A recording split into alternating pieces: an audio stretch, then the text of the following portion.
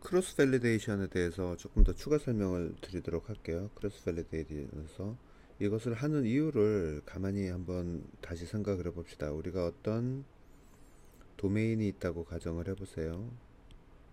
도메인이 있는데 이 도메인에서 우리가 일부의 샘플을 가지고 있단 말이에요. available samples를 가지고 있죠. 그런데 우리는 이 샘플만 가지고 모델을 만듭니다. 그런데 이 모델은 샘플에 대해서 뿐만이 아니고, 샘플이 아니라 이 도메인, 이 도메인에 대한 어떤 분류라든가 어떤 그 역할을 하게 되는 거죠. 이 도메인에 대해서 예를 들어서 분류라고 해봅시다. 클래시피케이션이라고 하면 분류 모델을 만드는 거란 말이에요. 그러면은 누군가가 묻습니다. 제가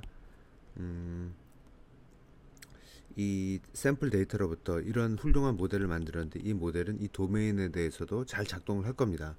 그러면은 커스터머라는 사람이 나에게 묻죠. 이 모델은 전체 도메인에 대해서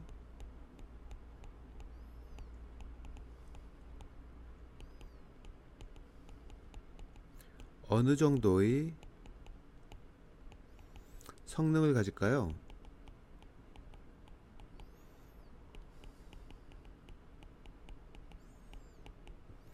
그러면은 어떻게 대답을 해야 될까요?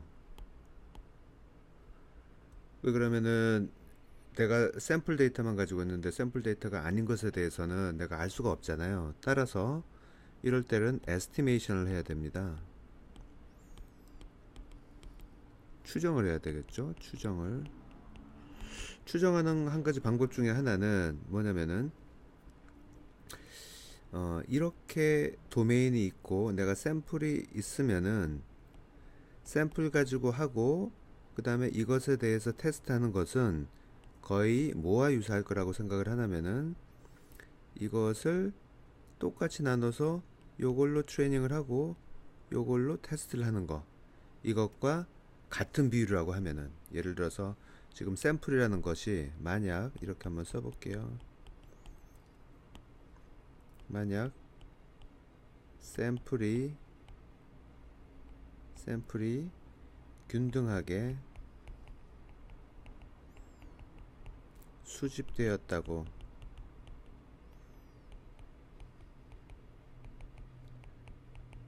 가정을 한다면, 그러면은 여기서 잠깐만요. 요거서 요걸로 트레이닝을 하고 요걸로 테스트하는 거나 요걸로 트레이닝을 하고 요걸로 테스트하는 거하고 똑같을 거다. 따라서 어떻게 가정하냐면은 요걸로 트레이닝 모델을 하고 요걸로 테스트를 했더니 예를 들어서 95%가 나왔다. 성능이. 그러면 이걸 갖다가 여기에 대해서도 95%가 나올 거예요 라고 추정을 하는 거죠. 예. 이게 제일 먼저 우리가 생각해 볼 수 있는 방법이에요. 그런데 이것도 좀 문제가 있어요. 왜 그러냐면은 요것이 우리가 어베일러블한 샘플이 전 이것은 트레이닝에 쓰고 요건 테스트로 썼는데 요것이 어떻게 분류가 되는지, 어떻게 뽑혔는지, 샘플링 됐는지에 대해서 베리에이션이 굉장히 클 수가 있거든요. 예를 들어서 똑같은 것이 여기 있다고 했는데 이걸 이렇게 해가지고 테스트를 해봤더니 95%가 나왔어. 또 다른 걸 가지고 트레이닝하고 이걸 해봤더니 75%가 나왔어. 막 이러면 믿을 수가 없잖아요, 그죠? 그래서 베리에이션이 작게 하는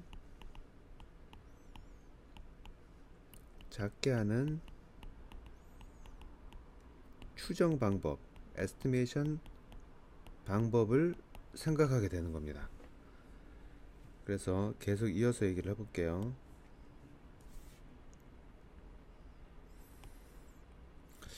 그래서 그러면은 다시 한번 얘기하면은 도메인이 있고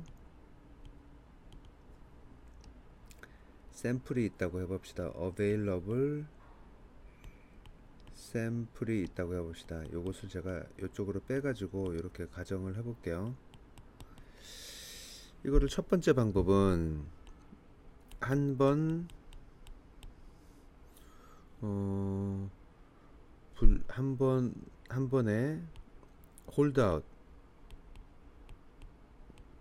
홀드아웃은 뭐냐면은 아까 얘기한 것처럼 이렇게 했을 때 이것은 트레이닝으로 이거 가지고 테스트 이렇게 하는 거가 홀드아웃이에요.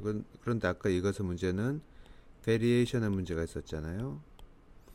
그래서 두 번째 방법은 repeated 홀드아웃을 하게 됩니다. repeated 홀드아웃 이렇게 있을 때 여기서 일부를 트레이닝으로 일부를 테스트로 하는데 요 뽑는 과정을 이 과정을 랜덤으로 반복적으로 해서 그 평균값을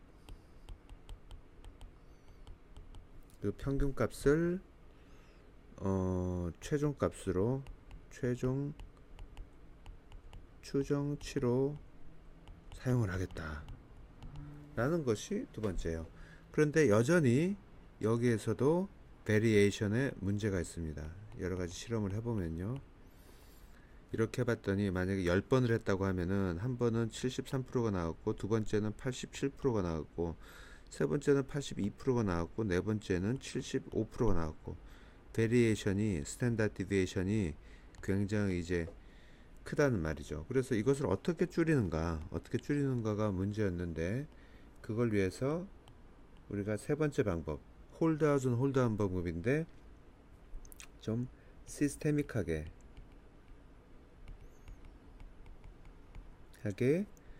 이제 하는 방법이란 말이에요. 그것이 크로스 밸리데이션입니다. 크로스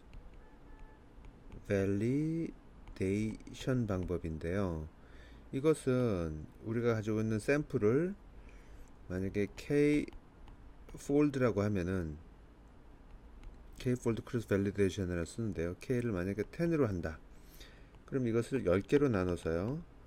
9개는 트레이닝으로 1개는 테스트로 번갈아 가면서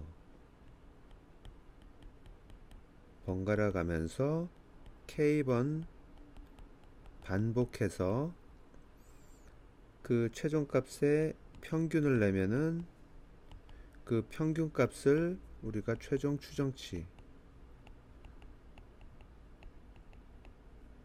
사용한다. 이런 말입니다. 이렇게 되면은 베리에이션이 굉장히 낮아지고요. 그 다음에 모든 샘플들이 트레이닝에도 사용되고 테스트에도 사용되고 랜덤이 아닙니다. 이렇게 되는 방법이 가장 일반적으로 많이 쓰이는 방법이 되는 거죠. 이 방법들이요. 다시 한번 정리를 해보면은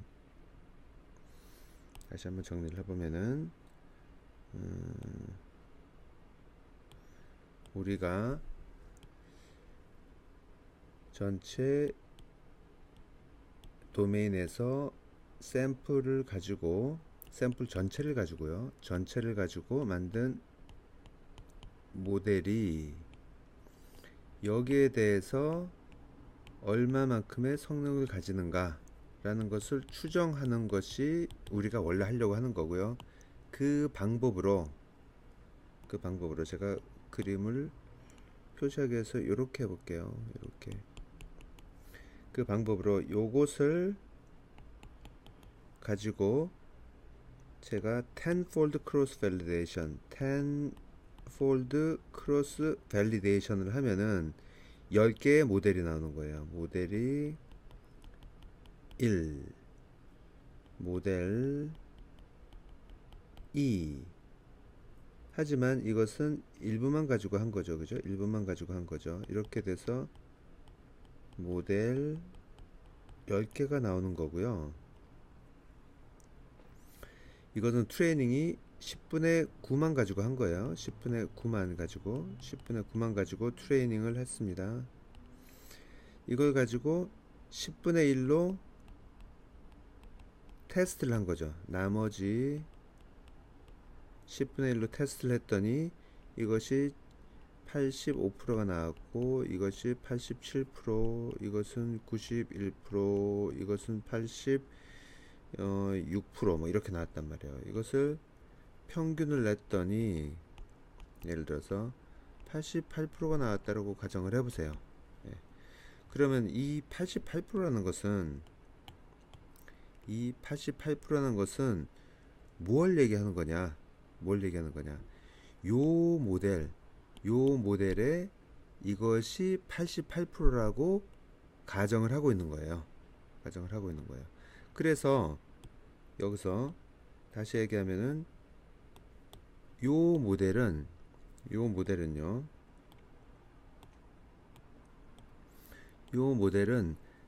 전체 available한 샘플스를 다 사용하여 만든 모델이란 거죠. 이 모델의 추정치는 요거라는 얘기입니다. 예.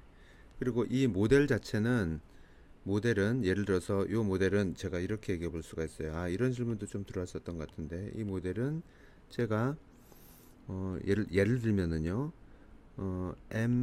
MLP인데 with hidden layer를 4개를 하고, 뭐 이렇게 hidden layer를 4개로 했을 때, MLP로 했을 때 전체 available 데이터로 샘플링을 했을 때, 샘플 가지고 트레이닝을 했을 때 어떤 결과가 나올 것인가, 이걸 예측하는 거가 이거란 말이죠. 요 88%라는 거죠. 그렇게 생각을 하면 됩니다. 예, 어떤 내가 정해진 모델에 대해서 이 모델이 얼마나 다른 도메인, 전체 도메인에 대해서 unseen 데이터셋에 대해서 성능을 가질 건가, 이걸 평가하기 위해서 지금 이렇게 하고 있는 것이죠.